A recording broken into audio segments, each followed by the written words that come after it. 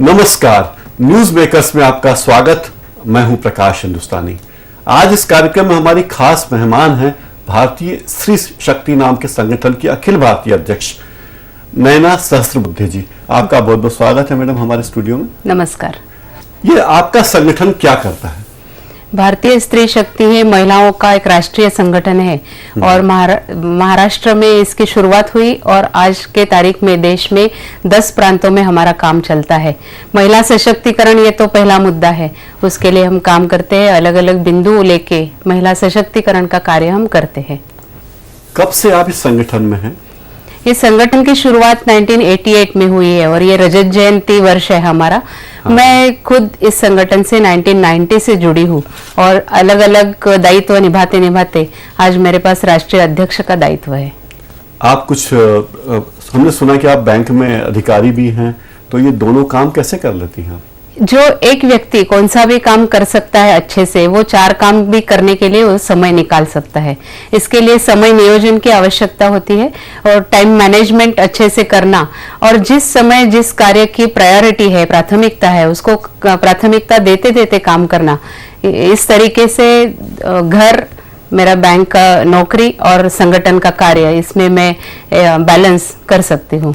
स्त्री सशक्तिकरण के लिए क्या करते हैं आप? महाराष्ट्र में कैसे आयोजन करते हैं? महिलाओं को कैसे संगठित करते हैं? कुछ नतीजे निकले उसके?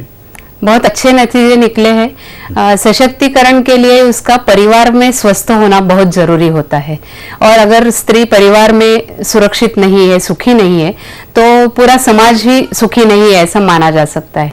तो भारतीय स्त्री शक्ति ऐसी महिलाओं के लिए परिवार परामर्श केंद्र, फैमिली काउंसलिंग सेंटर्स चलाती है। अपने 15 काउंसलिंग सेंटर्स पूरे देश में मिलके चलते हैं, उसमें से 10 महाराष्ट्र में चलते हैं और उसके नतीजे ऐसे हैं कि हमारे पास जो भी शिकायतें फैमिली मैटर्स में दर्ज होती है, उसमें से 65% इसमें हम घर बसाने में, लोगों को एक साथ लाने में कामयाब हुए हैं। वैसे हमारा एक रिपोर्ट पब्लिश भी हुआ है। हमने सुना कि आप महिला नेताओं को भी प्रशिक्षण देती हैं, जो हाल ही में जिन्होंने राजनीति, क्योंकि राजनीति में आरक्षण शुरू हुआ है महिलाओं के लिए, लेकिन महिलाएं उतनी प्रशिक्षित नहीं है, तो कैसे ट्रेनिंग देती हैं आप उन्हें? सशक्तिकरण का एक महत्वपूर्ण पहलू है उनका राजनीति में आना, मतलब निर्णय प्रक्रिया में शामिल होना। केवल दलगत राजनीति की अपेक्षा हम नहीं करते हैं, लेकिन पूरे देश की जो नीति है, जो भी कार्यप्रणाली है, जो प्रशासन है, उसमें महिलाओं का योगदान होना हम आवश्यक मानते हैं और उसमें अगर निर्णय प्रक्रिया में महिला का स्थान रहेगा तो वो और सुचारू रूप से चलेगी, ऐसा हम मानते हैं। तो राजनीति में अभी स्थानिक स्वराज्य संस्थाओं में 50% का आरक्षण मिला है, तो पहली बार राजनीति में आने वाली महिलाओं के लिए कार्यशालाओं का आयोजन किया जाता है, चाहे वो कौन सी भी राजनीतिक दल की हो, सबके लिए हमारा प्रशिक्षण होता है। आपके संगठन में जो महिला कार्यकर्ता और नेता आती हैं, वो कांग्रेस की भी हो सकती है, शिवसेना की हो सकती है, जरूर की हो सकती है। जी। ये कोई संगठन में भेदभाव नहीं है और कोई एक राजकीय राजनीतिक दल के लिए हम काम नहीं करते हैं। हमारा एक वॉलंटरी ऑर्गेनाइजेशन है। वो तो महिला जो भी राजनीति में आना चाहती है, वो चाहे इंडिपेंडेंट कैंडिडेट करके भी उसको खड़ा होना हो या कोई दल के माध्यम से खड़ा होना हो, सबका हमारे यहाँ स्वागत है। जो फर्स्ट टाइम पॉलिटिशियन है, महिलाएं, उन्हें क्या दिक्कतें आती है? उन्हें बहुत सारी दिक्कतें आती है। एक तो वो राजनीति में आती है तो उसमें से कुछ % महिलाएं राजनीतिक कार्यकर्ता होती है कोई भी दल की। बाकी बहुत सारी जो महिलाएं है तो उनके घर में कोई ना कोई राजनीतिक दल का पदाधिकारी होता है और जब वो वार्ड या जो उनका संघ है वो आरक्षित हो जाता है तो आरक्षण के माध्यम से आती है। तो उनको कार्य कैसे चलता है, नगर निगम के नियम कौन से हैं, ग्राम पंचायत में कौन सी कमेटियां होती है, महानगर निगम है तो उसमें क्या क्या होता है, उनसी कमेटियां कौन सी होती है, वहाँ टेंडर कैसे पास होते हैं, वहाँ का अर्थ संकल्प, बजट कैसा होता है, ये सब चीजों की जानकारी नहीं होती है। और बड़ी दुर्भाग्य की बात है कि आरक्षण हमने महिलाओं को दे रखा है, लेकिन उनके प्रशिक्षण की व्यवस्था सभी राजनीतिक दल भी नहीं करते हैं, उनके परिवार वाले भी नहीं करते हैं। तो वो पिछड़ी रह जाती है।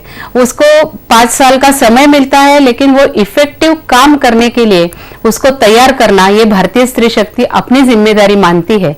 और उनके लिए हमने एक किताब भी, एक हैंडबुक भी तैयार की है और अभी उसका हिंदी संस्करण हुआ है। उसका विमोचन अभी कल इंदौर में होने जा रहा है। 50% आरक्षण और मैं, इस नाम से हमने उनको राजनीति में जाना है तो प्रचार प्रसार कैसे करना है, एप्लीकेशन कैसे लिखना है, उसके लिए जो एफिडेविट बनाने होते हैं वो कैसे करने हैं, अगर उनको मीटिंग लेनी है वो कैसे करनी है, इतनी छोटी छोटी चीजों से लेके कोई भी नगर निगम का अर्थ संकल्प कैसे बनता है, इतने लेके सब अपडेट उसमें हमने दिया हुआ है। नैना जी, आप तो मुंबई में रहती है जहां महिलाएं ऑलरेडी बहुत आगे हैं, लेकिन हमारे इंदौर शहर की स्थिति वैसी नहीं है। हमारे यहाँ जो पॉलिटिशियन है, महिला पॉलिटिशियन है, वे या तो किसी नेता की बहन है, पत्नी है, भाभी हैं, या वे हैं जो पार्टी की कार्यकर्ता कर रही हैं, और कुछ ऐसी हैं जो बिल्कुल घरेलू महिलाएं हैं और उन्हें राजनीति के बारे में कुछ भी नहीं आता। हमारा एक शब्द चल पड़ा है, पार्षद पति, सरपंच पति, और सरपंच पति सरपंच के सारे काम करता है, पार्षद पति ऑलमोस्ट सारे काम करता है, केवल दस्तखत करने भर के लिए या अंगूठा लगाने के लिए महिला नेता है। तो ये स्थिति, क्या इंदौर की स्थिति का कोई अध्ययन आपने किया है, सुना है आपने? ये इंदौर की ही स्थिति है, ऐसी बात नहीं है। पूरे भारत में ऐसी ही स्थिति, थोड़े बहुत अंतर से ऐसी ही है। लेकिन पहले जब आरक्षण 1990 में मिला तब तो ये स्थिति बहुत ज्यादा गंभीर थी, लेकिन अभी तीसरा या चौथा चुनाव आरक्षण के अंदर जब हो रहा है तो महिलाएं भी असर्टिव हो गई है, जो राजनीति में आ रही है। उनको अपने को सदन में जाके क्या करना है इसका एहसास भी हुआ है। और भारतीय स्त्री शक्ति ये मान के चलती है कि महिलाओं की जो शक्ति है वो शक्ति उनकी सिर्फ परिवार का नियोजन, घर का काम, इसके लिए सीमित ना हो। उनकी शक्ति का जो उपयोग है वो समाज के लिए, देश के लिए, राष्ट्र निर्माण के लिए हो, ये धारणा से हम करते हैं। तो ऐसी महिलाओं को और सशक्त करना और उनको जानकारी देके राजनीति में अच्छा काम करने के लिए प्रवृत्त करना और कार्यक्षम बनाना, ये भारतीय स्त्री शक्ति का काम है, ऐसा हम मानते हैं। लोग कहते हैं कि महिला पॉलिटिशियन कम भ्रष्ट होती हैं, सही बात है? परसेंटेज में देखेंगे तो ये पूरा सही है, ऐसा मैं मानती हूँ, लेकिन उसके कुछ अपवाद भी है, सामने आते हैं। लेकिन उसका कारण महत्वपूर्ण मुझे ऐसा लगता है कि जो भी अपनी राजनीतिक चुनाव की प्रक्रिया है उसमें उनको अपना जो वार्ड है वो नर्चर करना है, तो क्या क्या करना पड़ता है। आज के तारीख में मतदाताओं की जो अपेक्षा बढ़ी है, ये सब देखते हुए 100% ये नहीं मान सकते हैं, लेकिन हमारा आह्वान जरूर रहता है महिलाओं के लिए। और ये भी हम उनको कहते हैं कि समाज आपकी तरफ बहुत अपेक्षा से देख रहा है और उसको कामयाब करना या उसको प्रूव करना, सिद्ध करना, ये अपनी जिम्मेदारी है। कौन सी पार्टी में महिलाओं को अच्छा स्थान है आपकी राय में? कई पार्टियों के नेता ही महिलाएं हैं। बहुजन समाज पार्टी की सर्वेसर्वा मायावती जी हैं, तृणमूल कांग्रेस की प्रमुख हस्ती ममता बनर्जी हैं, जयललिता जी की पार्टी है, महिलाएं बड़ी अच्छी पोजीशन पर हैं। लेकिन आपको लगता है कौन सी पार्टी में महिलाओं को बहुत अच्छा सम्मान है? ऐसा थोड़ा एक पार्टी का नाम लेना थोड़ी मुश्किल बात है, लेकिन कुछ पार्टियों ने, जैसे बीजेपी ने, उनके अंतर्गत जो रचना है पार्टी की, उसमें 33% आरक्षण देके रखा है कि हर पद में, हर कमेटी में कुछ महिलाएं रहेगी। और यहाँ से अगर ये शुरुआत हो जाती है तो महिलाओं का राजनीतिक प्रशिक्षण हो जाएगा और वो चुनाव में खड़ी हो सकेगी और खुद को प्रूव कर सकेगी। और एक दूसरी बात ऐसी है कि जैसे कि आपने कांग्रेस पार्टी में इंदिरा जी बहुत सालों से राजनीति में रही है, लेकिन इसका मतलब ऐसा नहीं होता है कि हर राजनीतिक दल में महिलाओं की संख्या बढ़ी है, उनको निर्णय प्रक्रिया में शामिल किया जा रहा है, ऐसा नहीं हो रहा है।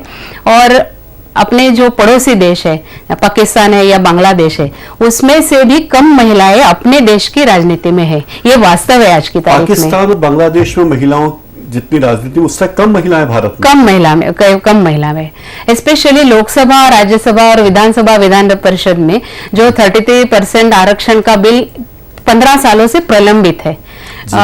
आज की तारीख में पाकिस्तान में कुछ 23-24% महिलाएं राजनीति में है, टॉप सदन में। और बांग्लादेश में तो 30% से भी ज्यादा है।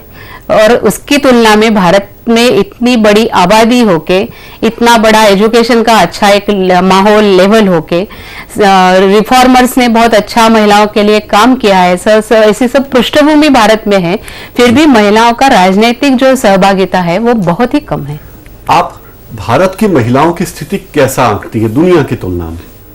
दुनिया की तुलना में भारत की महिलाओं की स्थिति एक समय जब भी हम नैतिकता के कुछ मुद्दों पर अपनी संस्कृति चलती थी तभी थोड़ी अच्छी थी, ऐसा मैं कह सकती हूँ।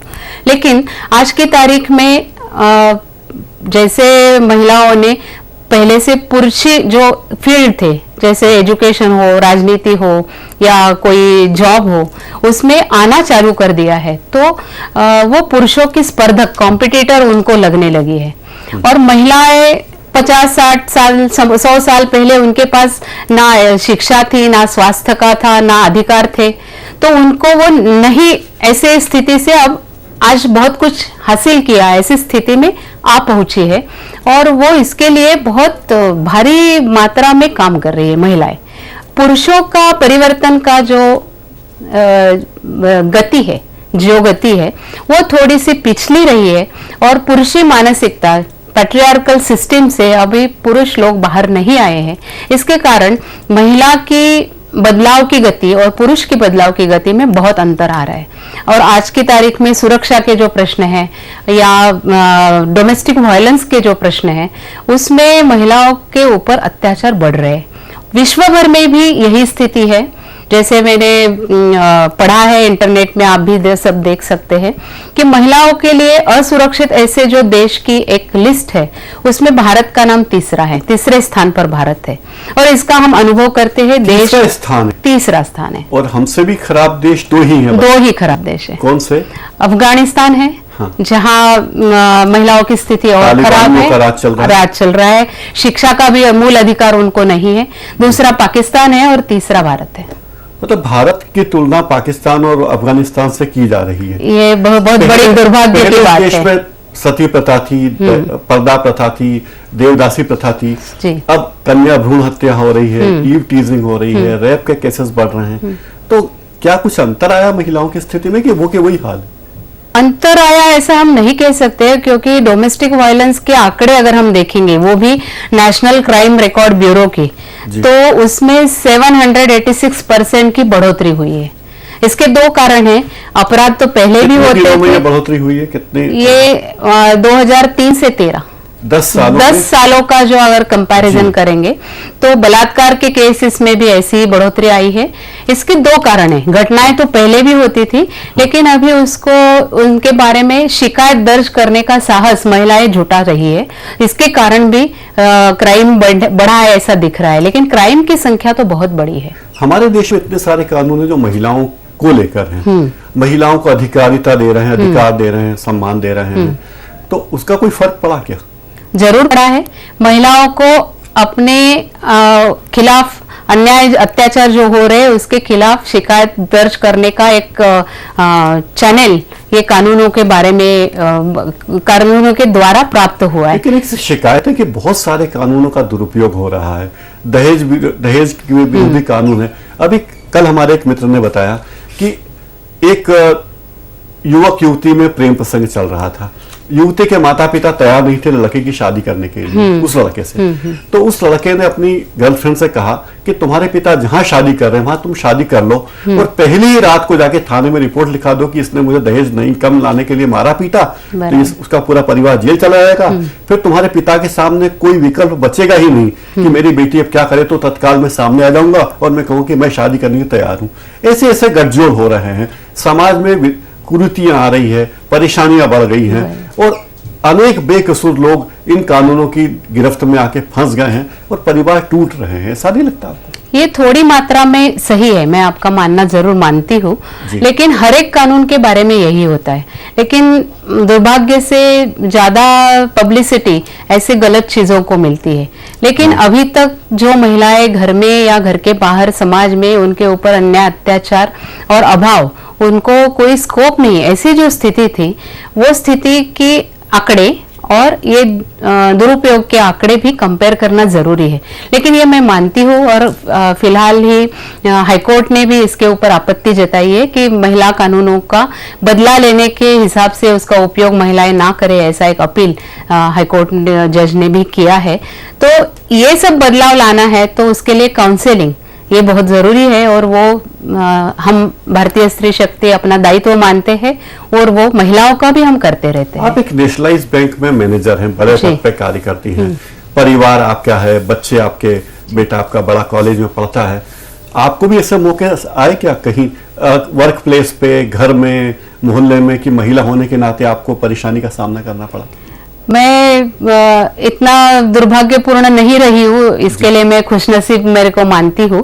लेकिन छोटी मोटी चीजें जब भी होती है तो जब भी चीज घटना घटती है वही समय अगर हम उसके खिलाफ अपनी जो रेजिस्टेंस है वो अगर एक्सप्रेस करते हैं तो सामने वाला डर जाता है। कई कबार ऐसा होता है कि कोई घटना घटने के पहले उसके कुछ संकेत मिलते रहते हैं लेकिन वो संकेत रिसीव नहीं करती है महिलाएं, वो होने देती है और सामने वाले का साहस, दुस्साहस जो है वो बढ़ता है। तो फर्स्ट इसमें जब भी आपको ऐसा लगता है कि ये चीज गलत हो रही है मेरे साथ में, वो चाहे परिवार में हो, परिवार के बाहर में हो या हम कामकाज के लिए जहां जाते हैं वहां हो, तो वहां फर्स्ट टाइम रोकना उसको बहुत जरूरी है। कि जैसे महिलाओं के बारे में कुछ कमेंट पास करना है, कुछ गंदे जोक्स बताना है, तो हम अगर फर्स्ट इंस्टेंस में ही उनको बता दे कि ये मेरी पसंद की चीज नहीं है, I can not respond to this, और ये करना गलत है, तो आप उसको रोक सकते हैं। आमतौर पर कहा जाता है कि बेटा बेटी में महिलाओं के साथ भेदभाव की शुरुआत घर में होती है। महिलाएं ही करती हैं, पिता करते हैं, माँ बाप करते हैं कि भाई और बहन को स्कूल में भर्ती करना है तो भाई अच्छे स्कूल में जाएगा, भाई को खेलने के लिए वक्त है, बहन को घर का काम करना है, बहन सस्ते घटिया स्कूल में जाएगी, फीस कम लगेगी, भाई को अच्छे अच्छे खिलौने मिलेंगे, बहन को अच्छे खिलौने नहीं मिलेंगे। कैसे ये घर से टूटे शुरुआत? इसके लिए परिवार, ये हम भारतीय स्त्री शक्ति परिवर्तन की मूल इकाई मान के चलते हैं। जो भी आपको समाज में परिवर्तन लाना है वो अगर आप परिवार में लाते हैं तो ही समाज में आएगा, ऐसा मान के। जैसे ये लड़का और लड़की में अंतर करना है, उसके स्कूल के बारे में कुछ डिफरेंशिएट करना है, या पति और पत्नी में डिफरेंशिएट करना है, ये सब चीजें हमें घर से ही बंद करनी चाहिए। और ये जो जेंडर रोल्स सेटअप होते हैं कि जैसे लड़का है, आप अगर स्कूल के टेक्स्ट बुक देखेंगे तो उसमें भी ऐसे चित्र दिखाए जाते हैं कि पिताजी बाहर पेपर पढ़ रहे हैं, चाय पी रहे हैं, माताजी किचन में काम कर रही है, लड़का साइकिल चला रहा है और लड़की है वो बर्तन मांज रही है या झाड़ू पोछा कर रही है। तो ये जेंडर रोल्स जैसे सेटअप होते उसके जगह हम आग्रह करते हैं। इसका भी हमने एक सर्वेक्षण और जो अपना टेक्स्ट बुक वाला बोर्ड रहता है, एजुकेशन बोर्ड, उनको भी हमने रिपोर्ट दी है कि ऐसे अगर आप जेंडर रोल फिक्स करेंगे तो आगे वाली पीढ़ी को ऐसा ही लगेगा। खिलौने ऐसे ही हम देते हैं, अगर लड़की है तो उसके लिए कोई डॉल लाएंगे, लड़का है तो उसके लिए पिस्तौल लाएंगे, तो वो पिस्तौल चलाएगा तो डिशम डिशम करता है तो हम उसको प्रेज करेंगे, और आगे चल के यही लड़का सही में पिस्तौल किसी के ऊपर उठाएगा तो क्या होगा, ये हम तभी नहीं सोचते। तो ये जेंडर रोल्स बदलने के लिए भारतीय स्त्री शक्ति जेंडर सेंसिटाइजेशन के भी वर्कशॉप्स जगह जगह पर स्कूली बच्चों से लेके हर ट्रेनिंग में, चाहे वो कार्यालयीन अपना कुछ ट्रेनिंग हो, पुलिस हो, उनके लिए जेंडर सेंसिटाइजेशन के भी प्रोग्राम्स हम करते हैं। नयना सहस्त्रबुद्धे जी, आप हमारे स्टूडियो पधारी। मुंबई से आप इंदौर आई हैं अपने व्यस्त कार्यक्रम में से। इस यात्रा के दौरान व्यस्त कार्यक्रम में से आपने समय निकाला, आपने जेंडर इक्वलिटी के बारे में जो बातें कही वो बहुत ही महत्वपूर्ण है, और आप अपने अभियान में जुटे रहे। हम आपके साथ में। आपका बहुत बहुत धन्यवाद, आपने हमसे बातचीत की। धन्यवाद। न्यूज मेकर्स में फिलहाल इतना ही।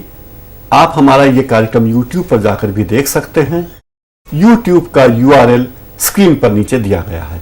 नमस्कार।